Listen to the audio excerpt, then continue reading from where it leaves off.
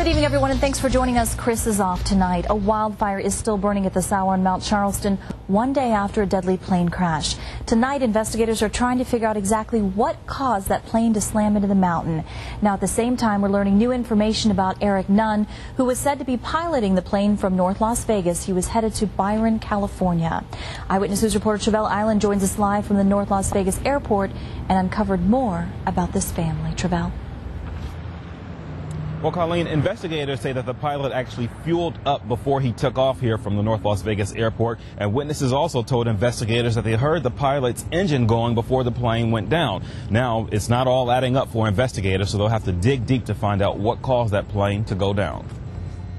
In the aftermath of the firestorm, investigators began to make their way up to the mountain. It's the beginning of a long process to piece together what caused this plane to crash, killing Eric Nunn, his wife, and two of their friends. You know, we look at the big picture as they call it man, machine, and environment. But with 80 to 90% of the plane destroyed, investigators are going to have a hard time. The plane was a 6-seater Piper Cherokee, similar to this one. It's owned by Nunn's boss, Doyle Swafford, who lives in Carson City. It's registered to his business, American Underground Contractors Incorporated, based out of Byron, California. That's where Eric Nunn and his passengers were headed. Without our faith, we would not be getting through this event. Family members say the couples flew from Oakley, California to Las Vegas to celebrate their wedding anniversary together.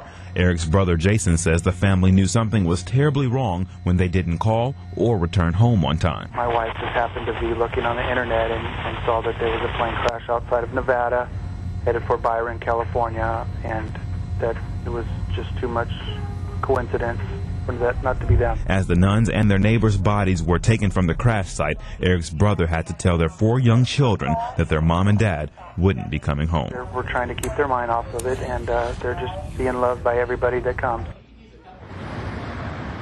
Now, investigators tell us it could be weeks before they have any real answers as to what happened, but they also plan on releasing a preliminary report within the next 10 days. But they say it could be as long as 10 months before they have a true determination of what caused that crash. Reporting live, Travell Island, Channel 8 Eyewitness News. And Travell, the pilot Eric Nunn was also involved in politics somewhat, right, in his hometown?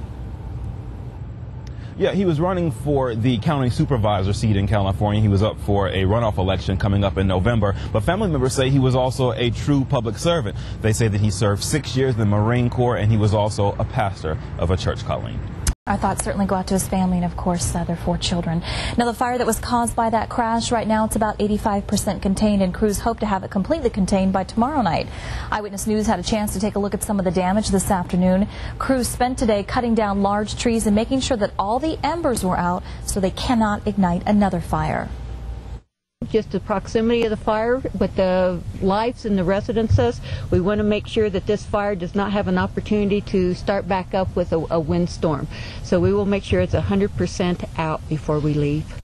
Some firefighters, though, will remain in the area throughout the week.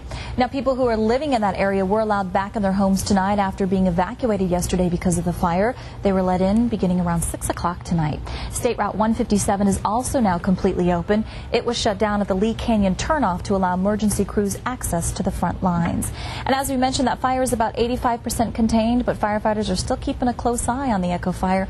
Ted Flernda joins us with a quick look at the type of conditions that they're experiencing. And Ted, it's been a busy day for them. A little bit of wind, heat, dry conditions. Yeah, and some thunderstorms we had nearby, too. We thought maybe some of that would hit here, but luckily none of it headed our way. We could use the rain, but there was a lot of dry lightning within that, too. Now, the temperatures and conditions up there are looking a lot better than did at 5 o'clock. Take a look. Here's an update. Right now, 59 degrees up at the mountain. Look at the humidity, 25%, which tends to happen overnight. The air gets a little more saturated. They really need that because they got a lot of tinder dry conditions up there. Here's the other good news. We knew that winds would be a problem if they did kick up. They have been light all day. They have been cooperating all day. Right now, only about 3. Tomorrow, however, winds could get a little gusty at times by the afternoon up at the mountain. Here's a quick look at the radar. We did get a lot of action. Thunderstorms to the east of us in Mojave County and a few also up in Lincoln County. We stay dry, and that will be the case for tomorrow, too. Tonight, Mount Charleston, a low of 50 degrees up there. We dropped to 84. Tomorrow at 109 degrees, and a slight chance of some pretty good breezes, too, even up at the mountain. We'll talk about that